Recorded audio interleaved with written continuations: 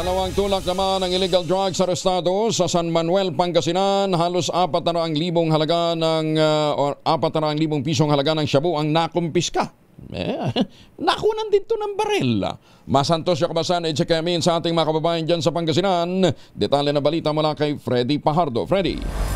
Masantos Yakabasan, Kuyang Angel. Nasa likod ng Rias na bakal ng San Manuel Police Station ng dalawang suspect na tulak ng iligal na droga matapos silang maaresto sa buy-bust operation. Sa ulat ni OIC Chief of Police Major Tristan George David, nagsagawa ng buy-bust operation sa Barangay Santo Domingo, San Manuel ang Regional Intelligence Division ng PRO-1, Regional Intelligence Unit 1, PIDIG SOU-1, PIDIA Pangasinan at San Manuel Police Station gamit ang mark money, isa sa mga operatibang nagkunyaring bayar at binenta ng mga suspect ng 55 gramo ng hinihinalang shabu na may street value na 374,000 pesos na nakalagay sa isang knot-tied plastic at isang heat-shield plastic sachet, at nakumpiska rin sa mga suspect ang isang gold cap national match caliber 45 pistol na kargado ng bala. Ang mga suspect ay isang 38 anyos na magsasaka at 25 taong gulang na welder na kapwa residente ng Umingan, Pangasinan. Kasong paglabag sa Republic Act 9165 o the Comprehensive Dangerous Drug Act of 2002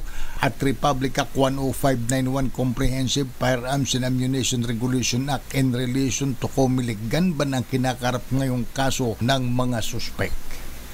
Ito si Freddy Pajardo, Aristarte, tag-uulat para sa DCRH na sa Pilipinas o nasa Pilipinas. Maraming salamat, Freddy.